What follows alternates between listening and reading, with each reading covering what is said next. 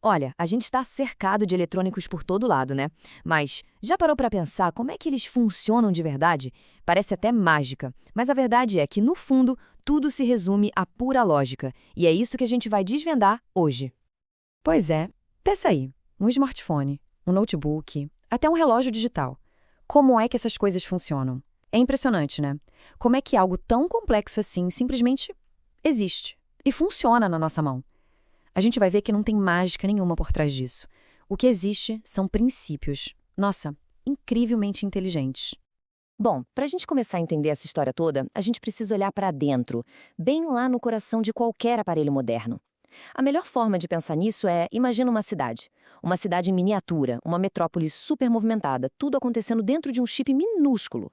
É essa cidade que a gente vai explorar agora. Então, o nome dessa cidade é Circuito Integrado, ou como a gente costuma chamar, CI.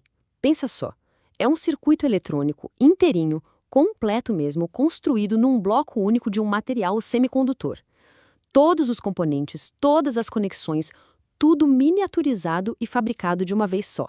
É basicamente o cérebro de qualquer aparelho eletrônico. E a escala dessa cidade, olha, é uma coisa de louco. Para ter uma ideia, um amplificador antigo, lá dos primórdios, tipo 741, tinha uns 20 transistores. 20! Hoje, um processador moderno, desses que a gente tem no computador ou no celular, pode ter milhões ou até bilhões de componentes no mesmo espacinho. É uma densidade, assim, uma população eletrônica que é difícil até de imaginar. Ok, então, se o circuito integrado é a cidade, quem mora nessa cidade? Qual é o tijolinho fundamental que constrói tudo que a gente vê ali dentro? Bom, esse cara é o transistor. Ele foi inventado lá em 1948 e, sério, o transistor é um ingrediente básico de absolutamente tudo que é eletrônico hoje. A invenção dele não foi só um passinho à frente, foi a faísca. Foi o que deu o pontapé inicial para essa revolução digital toda que a gente vive. É que antes do transistor, a tecnologia era outra coisa. Dependia de umas peças chamadas válvulas a vácuo, tipo essa aí da foto. Elas eram enormes, super frágeis, quebravam à toa e, nossa, consumiam uma energia absurda. A mudança para esse transistor pequenininho de estado sólido foi um salto gigantesco. Foi o que permitiu que os circuitos ficassem minúsculos, super rápidos e muito mais eficientes. Tá, mas o que um transistor faz, afinal? É simples. Pensa nele como um interruptor, só que um interruptor minúsculo e absurdamente rápido. Ele pode estar ligado ou desligado, ou seja, ele deixa a corrente elétrica passar ou ele bloqueia a passagem. E é essa capacidade de controle, esse liga-desliga, que é a base de toda a computação, de toda a lógica digital. Mas é claro que os transistores não fazem o show todo sozinhos, né? Eles precisam de uma equipe de apoio. Existem outros componentes que são essenciais, que formam digamos, o kit de ferramentas básico de qualquer circuito eletrônico. Vamos começar com os resistores. Uma boa analogia é pensar neles como os guardas de trânsito da eletricidade. A função deles é basicamente criar uma certa dificuldade, se opor à passagem da corrente, para controlar o fluxo, sabe? Limitar a quantidade de eletricidade que passa. E para saber o valor dessa resistência, a gente usa esse código de cores bem legal que vem pintado neles. Depois, vem os capacitores. Eles são tipo umas mini baterias, mas de ação super rápida. A função deles é armazenar um pouquinho de energia elétrica e soltar essa energia bem rapidinho quando o circuito precisa. Eles são essenciais, por exemplo, para filtrar ruídos em sinais ou para controlar o tempo das coisas. E aí a gente tem os diodos. Essa analogia é perfeita. Eles são as ruas de mão única da eletrônica. É isso mesmo. Eles têm um lado certo para conectar, uma polaridade. A corrente elétrica só consegue passar por eles num sentido. Se ela tentar voltar, não passa.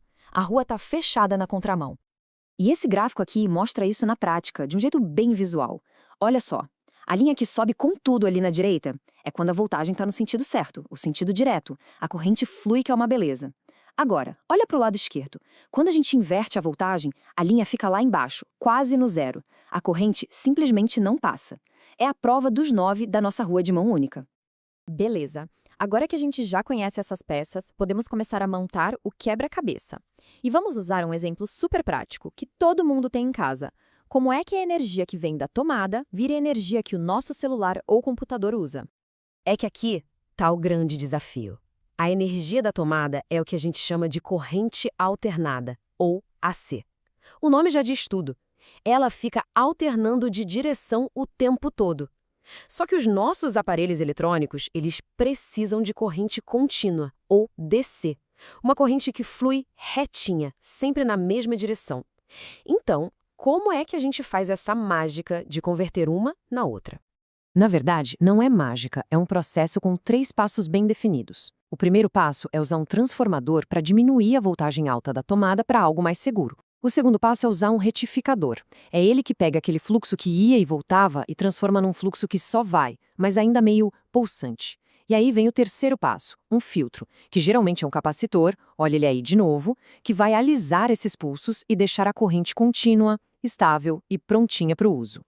E o coração desse segundo passo, o retificador, é essa coisinha genial aqui, uma ponte de diodos. É um arranjo super inteligente com 4 diodos. O que ele faz é redirecionar a corrente. Não importa se a corrente alternada está indo para a direita ou para a esquerda, a saída dessa ponte vai ser sempre na mesma direção. Aquelas nossas ruas de mão única entram em ação e garantem que o trânsito só saia pelo caminho certo.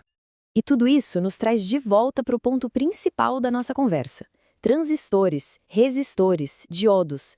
Cada pecinha dessa tem uma função muito clara, totalmente previsível. É tudo lógico. Tem uma frase de um dos materiais que a gente usou que resume isso perfeitamente. Ela diz assim: não existe magia negra em eletrônica. Sempre há uma razão lógica para um instrumento funcionar bem ou mal. E é exatamente isso, resume tudo. Então, o grande segredo é esse. A complexidade toda que a gente vê no smartphone, por exemplo, não vem de peças mágicas que ninguém entende. Não, ela surge da combinação desses componentes super simples, dessas regrinhas lógicas, só que em quantidades gigantescas. E, claro, em arranjos absurdamente criativos. Pensa assim, cada um desses componentes é uma regra, é uma instrução. Quando a gente junta milhões, bilhões deles, eles formam a linguagem que escreveu o nosso mundo digital. Esses bloquinhos simples construíram tudo que a gente conhece hoje. A pergunta que não quer calar é: o que será que a gente vai construir com eles a seguir?